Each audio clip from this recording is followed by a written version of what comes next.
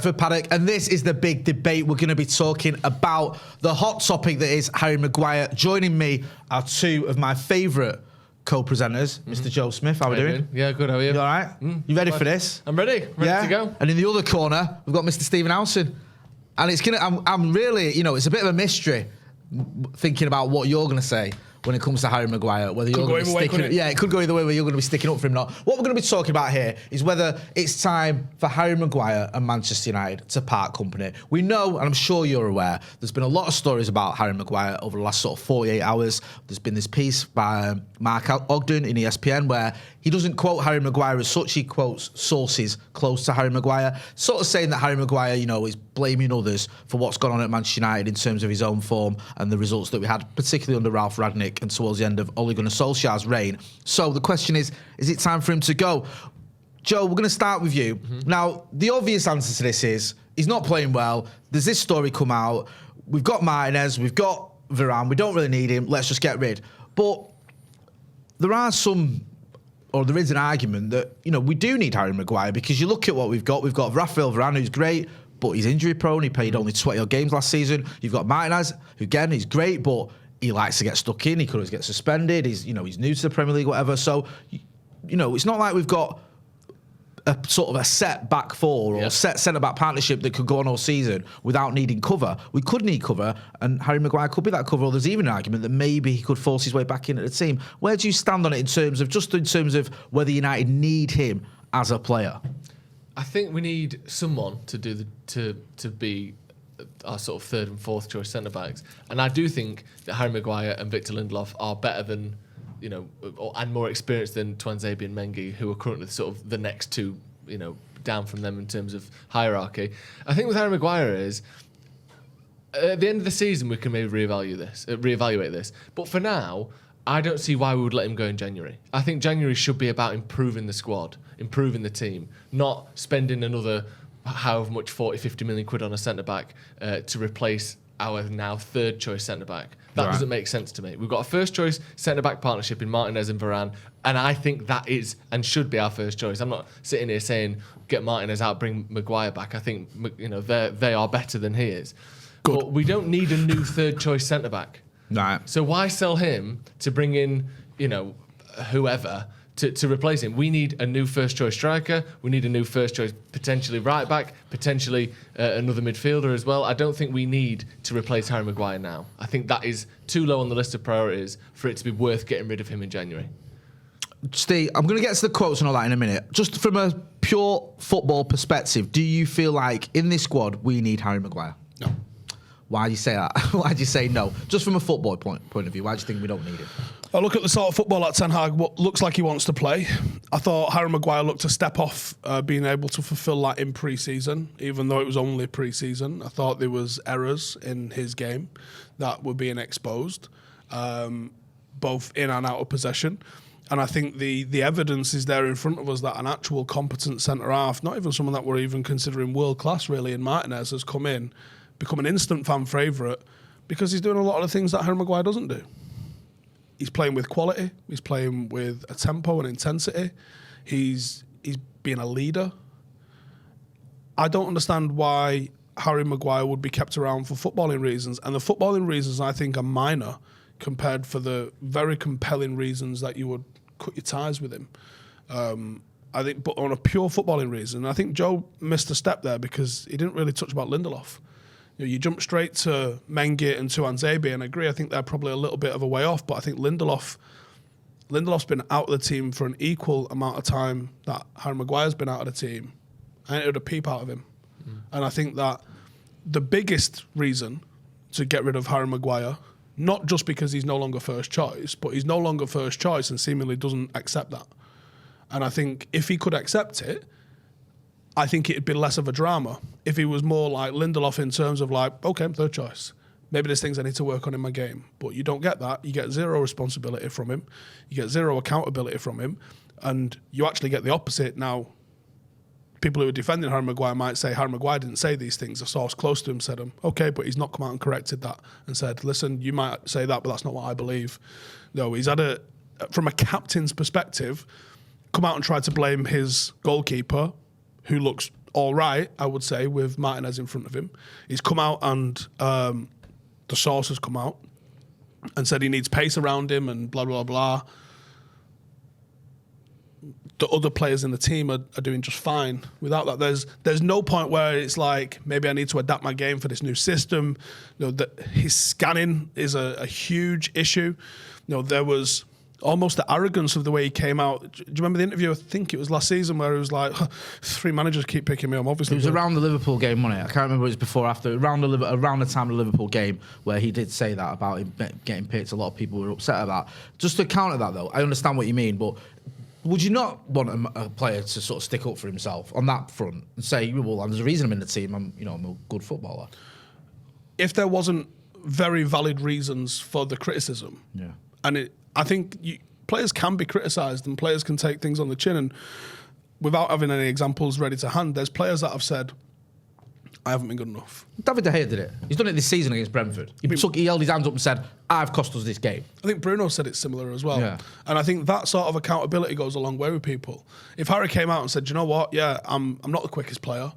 Maybe I have to get my head on it and scan a little bit, or maybe give me a bit of time. I'm adapting to this new system. I'll get back in that team, and that feels different to, I need pace around me. Well, I always get picked. I'm obviously good. Or De Gea's the problem. Why I can't? He needs to defend higher. It seems to be a lot of finger pointing rather than going, do you know what? I've lost my place, but you better believe I'm working hard to get it back. And the manager's right. I should have lost my place. There's an attitude and a way of going about saying those things without throwing somebody else under the bus, and that's not what a leader does. I do agree with that, by the way. Because I'm not going to argue that. I think again, it's not him saying it, so there's always the chance that his words have been not even taken out of context or twisted, but just misinterpreted by someone close to him, which is possible. There's a genuine possibility that these aren't even Harry Maguire's thoughts. Yeah. These could literally just be the thoughts of an agent or a family member who's not happy with the situation of the person they're close to. It's a good point. That doesn't necessarily mean it's coming from there. But I think as the captain of Manchester United, if it isn't your thoughts, you got to come out and distance yourself from that. Yeah. You say, okay, I'm not sure who it is that's been talking to the press. If you don't know who it is that's been talking to the press, don't know who's been talking to the press, but he don't speak on my behalf and those aren't my thoughts. Yeah. That would go a long way, because I can imagine Ten Hag has had the same sort of reaction to a lot of United fans and be like, fucking hell do you think he is? There's also this thing with Harry Maguire where there seems to be, it's like there's always lately, and I say lately, I mean over the last year or so, a little bit of a question mark around his attitude. I never thought I'd say that about someone like Maguire, but the fingers in the ear thing when he scored against Albania, the like in the Ronaldo Instagram post where he said, I didn't really, it was an accident. I'm not saying these are sackable offences or anything, but it just seems there's an air of him getting questioned a lot about his attitude, which it seems to be a relatively new thing, but it is there. There is, but I think a lot of it, I mean, this is different. Again, though, like you said, Steve, this isn't his words. Okay. Obviously, if someone around him has said it on his behalf or whatever, then that's a separate point. Yeah. And if it is, then I would agree with what you're saying. Assuming or hoping, maybe more than anything, that this is a friend, a loved one, a colleague, an agent who is pissed off on Maguire's behalf and is saying things that Maguire hasn't said, then I think I would classify the rest of those as, I think the things in the ears, you look like a twat. Yeah. You look a bit of a Was it a goal against Albania? Yeah, saying fucking Andorra, I think. No, I thought it was Albania. I think it was Albania, saying stuff like, 3 managers have picked me. I think if that's a player that people like, that's the sort of thing that goes, love that. Backing himself, all that. And he has come out before and said, I've not been good enough. Or it's been a bad performance and I need to take responsibility. He said we. He doesn't say I. Well, okay. But he's taken... I think Roy Keane rinsed him for that. Okay. Well, fair enough. But he has put the responsibility on the players and therefore himself. Even if he's doing it in a slightly we're all in this together way, he doesn't usually come out and go, he's shit, I hate the manager, you're bad. I think a lot of what he's done is very minor stuff. Yeah. That if it was done by someone like Bruno or someone like Varane or someone that is a fan favourite, it would be looked at as either nothing or actually, go on, back yourself. And I don't love it. It's not it's not what I want him to be doing. But I think putting your fingers in your ears is just a bit shit, but nothing more. I don't think it's that big a deal to be completely honest. My sort of issue with that was the fact that he lied about it, or he tried to downplay it afterwards. He said, it was just a knee slide. Just say it. Say I've had a lot of stick, and I was saying, you know what? I'm not listening to it. I'm getting on with it. I would have respected it a bit more. I just felt it was a bit like, oh, well, no, that celebration wasn't a message to anyone. It was just a knee slide. I thought, come on, man. It was. You know Own it. Stand there and be like, yeah, I'm what I mean. I wouldn't have minded that. For instance, him coming back from injury, I can't remember which game it was last season, where he was still injured. I think was it Leicester where he came back into the and that upset I think Harry Maguire. It was like we had a half-fit Harry Maguire thrown back into the team against Leicester. We got beat 4-2. Yeah, didn't have the greatest game, but he's not fully fit. So, But again, yes, he played poorly. It pissed off Eric Bailly. But if that's a player people like, good lad, coming back in, he's not fully fit and he's willing to put his body on the line to play for Manchester United. That to me is more. Again, it's sort of almost backfired because he was crap. Because he was genuinely not fit, but willing to put his body on the line is a better trait to have than he denied. I also think in one thing I will defend him on, and that is I think it is a monumentally stupid thing to do as a football club to be rushing players back when they're injured. Yeah, I agree. I'm not into that idea. I'm not into this. Just fight through the pain. It's ridiculous. The managers get a lot of shit for this. Should be doing that. I think the medical team needs to get the shit for this because. Yeah. As a manager, you go, are you fit? Yeah. Now, the player's always going to lie to you and say yes, right? No player's ever telling you the truth and going, no, I'm not. Because one, they don't want to lose face, and two, they always want to play, right? Yeah. So you can never really go and ask a player. You go and ask the physio, and you go and ask the club doctor and go, is he fit? If they say he's fit, then he's fit. Yeah. And that should be literally where it is. Like, the player's going to lie to you, but the physio is there to protect, without going into like Glazer language here, the asset of the football club. I hear that, yeah. And they should be looking out for their patient above all else. Like, if he ain't fit, he ain't fit, you're going to have to wait another week and you have to call an academy player. But then Jose, he literally has come out since leaving United and as a manager and said, I want players who are willing to play when they're injured. He's actually and I don't like that. No, I don't like it either. I don't. I think I wouldn't, to answer your question, I wouldn't question Harry Maguire's attitude particularly, right. And I think any negative little shitty things that have happened other than this, but again it's not come from him, so I'll give him the benefit of the doubt, are more than sort of overcome by his willingness to play through injury for Manchester United. I take that as with high weight. I know you're not one of these people, but do you think there's an element with Harry Maguire where people have just sort of turned against him and now no matter what, because we saw it in Australia, he was getting booed and you're like, it's a friendly in pre-season, the guy's getting booed, why? Do you know what I mean? There does seem to be a bit of a backlash from a certain section of United fans and England fans as well. I mean, there's a few things. He's on a bit of a hide into nothing. There's a few things sort of stacked up where some of them are his fault and some of them aren't his fault. Okay. And I think the price tag's one. Not his fault. I agree with that. And I think the captaincy's another. Not his fault. No. Ultimately, though, he is the worst captain I've ever seen for United. Really? Yeah, really. No, I know what you're thinking about. Yeah, I know you're thinking. I don't have to say it, and if you don't know, there's been times when you mustn't watch this channel very often. I know that if he's on about.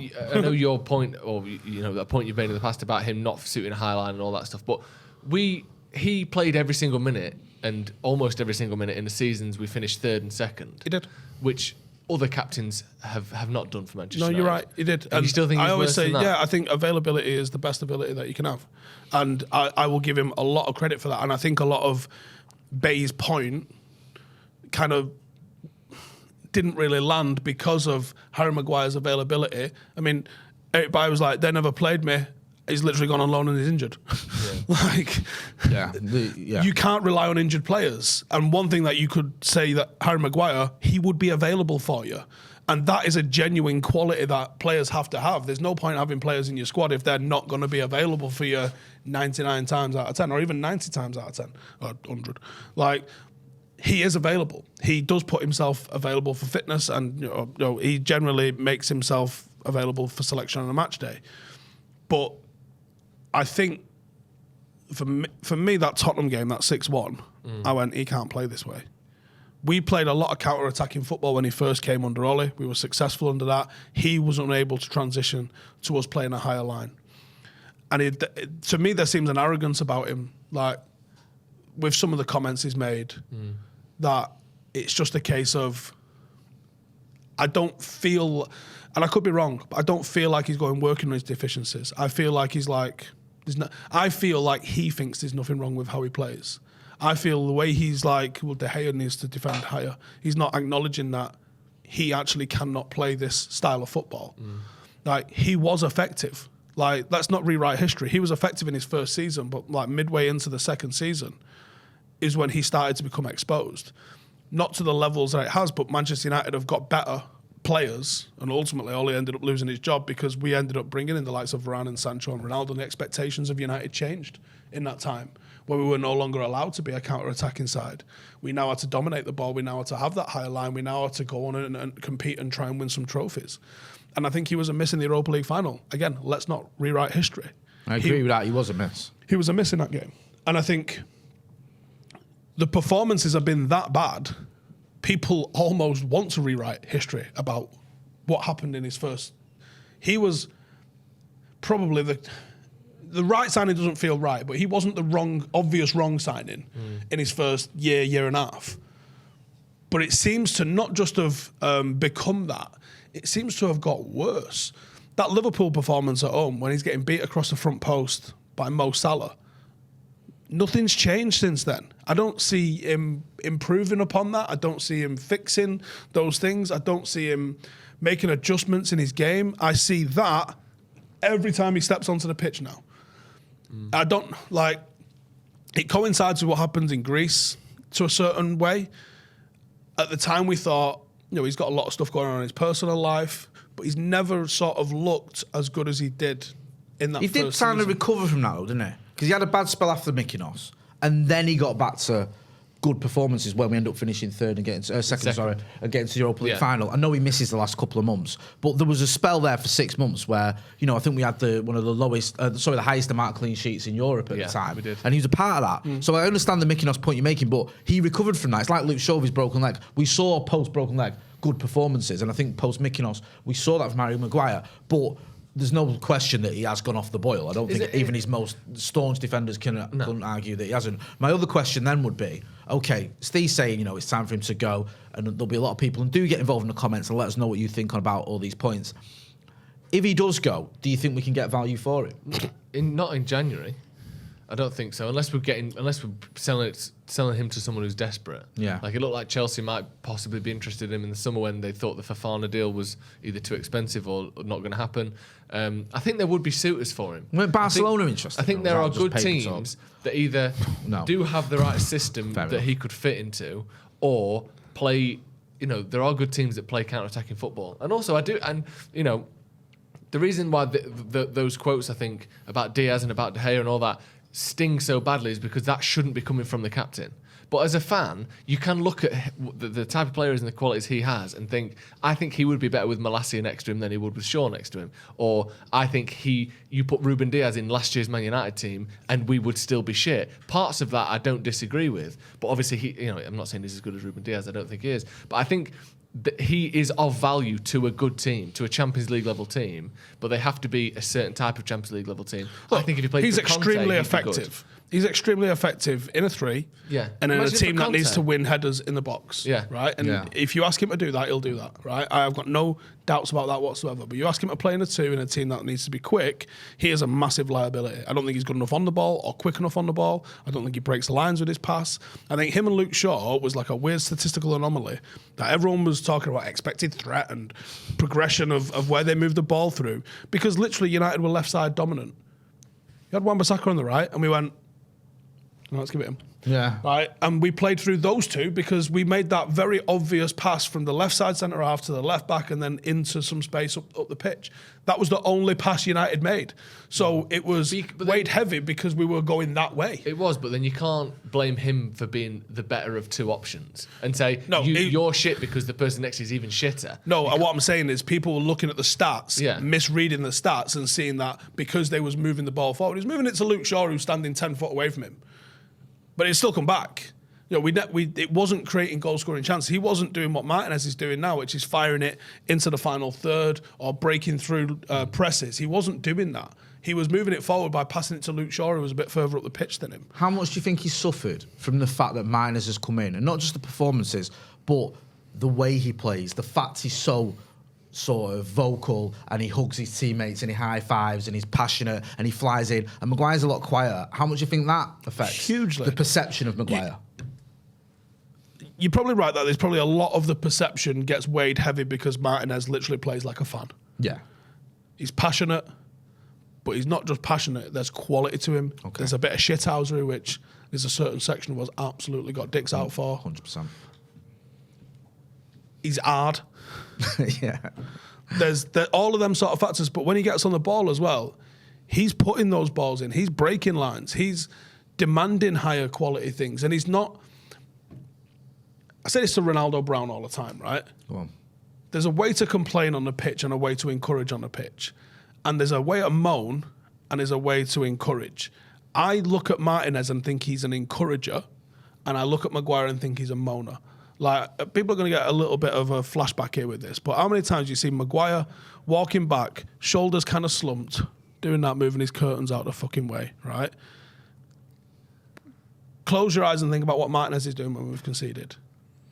He's trying to get a knife out of his sock. Yeah. No, I hear it. And I do. There's a big part of me that feels like with Maguire, despite all his faults, some of the things, you mentioned it earlier, Steve, aren't his fault. It's not his fault we paid 80 million quid for him. It's not his fault he's willing to play when he's not 100%. Mm-hmm. It's not his fault he got given the captain's armband. It's not his fault his personality doesn't suit that leadership captain role that he was given. Yeah. I don't think you can say, well, he should just change his personality. We knew that when we bought him. You don't buy someone who's basically, head boy and expect them to be Eric Cantona.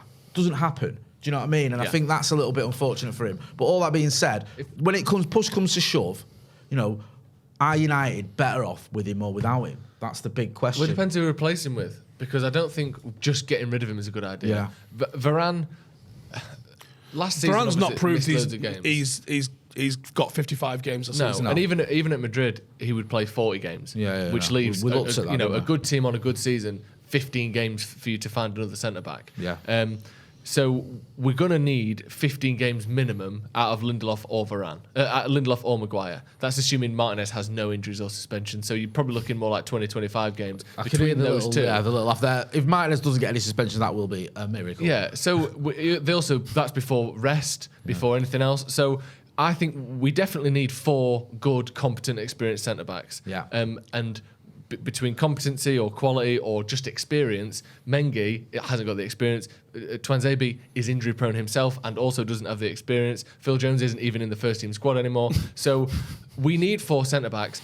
I don't trust the people who are in charge of buying and selling players to get a good fee for Maguire this January, or to replace him with someone that is better than him for the price we get for him. I don't think we'll do that. I think we get 30 million for him, and I don't see us replacing him. Or, to be honest, we need to replace him. Like I said, we need another centre-back, but we wouldn't get someone better than him for the money we sell him for in January. And I think there are other parts of the pitch where we need to invest before we start getting new third-choice centre-backs. Steve, you've nailed your colours to the mast.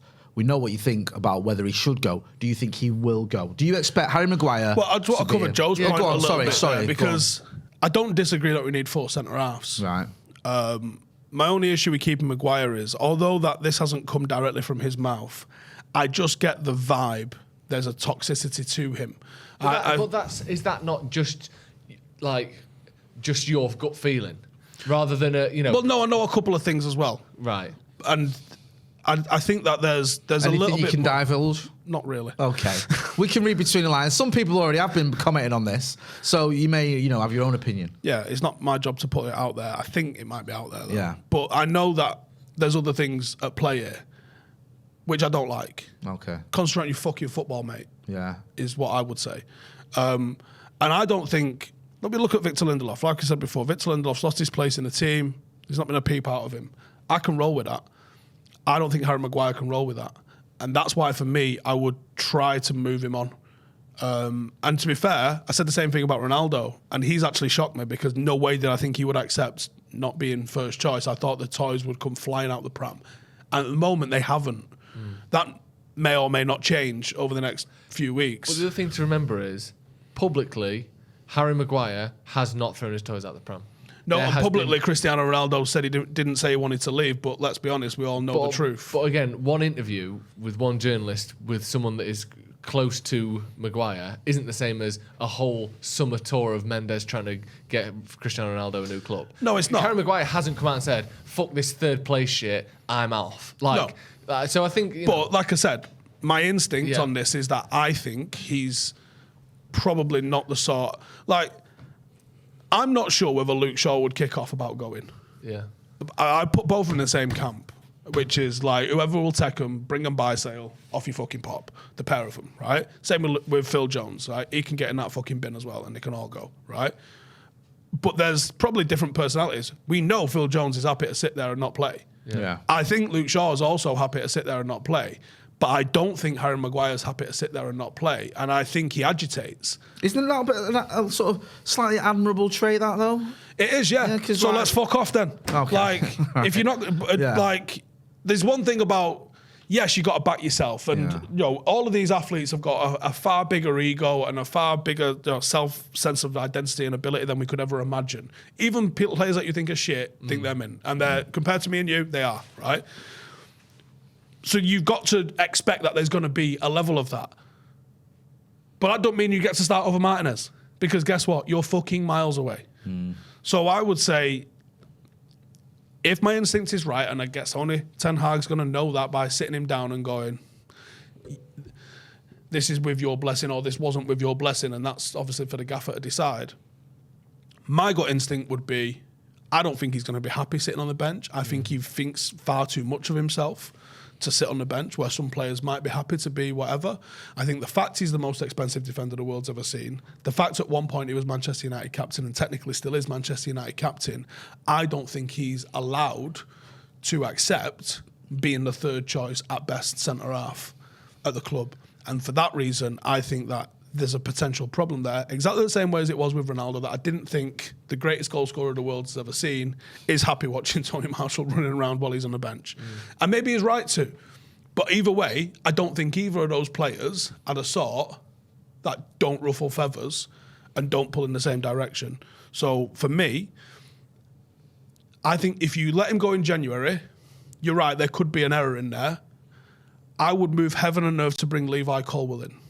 Left-footed centre-half, he's young, he's got unlimited potential, he's been smashing it in the Championship last season. I would do whatever I could to bring Levi Colwill in, I think he's only 19, and see if he could be third or fourth choice centre-half for us. Because I don't think he's going to cost you 50 million. I think he's gettable. And I agree with Tuan Zebe. Look, I think Mengi's mint, and I think there's a real player in there. I'm not sure it could work out for him at United because he just hasn't really got the minutes that he needs to develop. I'd love to see him given the opportunity, though. And if you had to, for 6 months, say, we didn't get Colwill, we're going to try and ride it out, hope Varane doesn't get injured, you've still got options, and you've still got, you could move to a back three and put one of, like, Wan-Bissaka of Luke Shaw in there if need be. At that point, aren't we just potentially losing ourselves another Europa League final or missing out on a FA Cup semi-final by one game or another? You've got Casemiro and Lindelof as your back two. Maybe. Like, why risk that for the sake of Harry Maguire, who is just so far sitting on the bench? Because I think this club's not been ruthless enough for far too long. The fact Phil Jones is still here is a piss take. But I agree, in long term, it doesn't seem like he's part of the plan. Just as a final question, in ways, in the past we've seen players like Rashford is a player who last year was just completely off his pace. Dalot is a player that never really looked like he was he ever going to be good enough for Man United, and now he's going through his best spell he's ever had. Scott McTominay is another one who at the start of the season, pretty much unanimously, United fans were like, right, we need to move away from him. Now he's keeping Casemiro out of the team because he's playing better than him. Is there a chance that with Malacia, who is more pace, more determination, more energy than Luke Shaw ever had on the left-hand side, do you think that Maguire could be a good 20-game a season rotation centre-back for Manchester United? You don't think it's there? No, because I think his attitude to not being in the team isn't one of, I'll get my chance in those games and I'll show you. I think he's like, all the managers pick me, I'm obviously in. Yeah. Just on that though, finally, do you think he will go in January?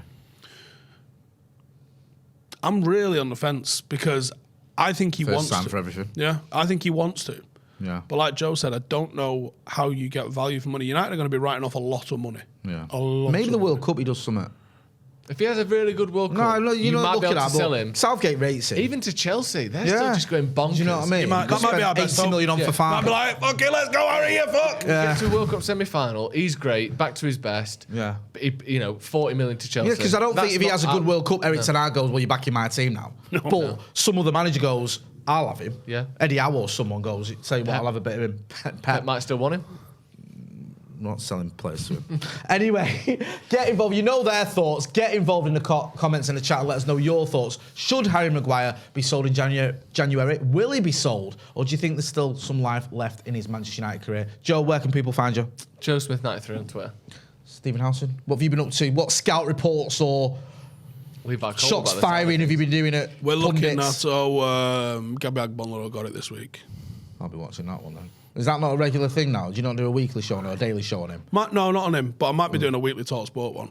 I think it's about Simon Jordan's getting it next week. Good lad, I'm looking forward to that one. So go and check that out. Go and check Joe out on Sloppy Joe's as well. You know where to find me, Jay Motty. This has been The Big Debate. Don't forget to get involved and hit like, share and subscribe. Thanks for watching.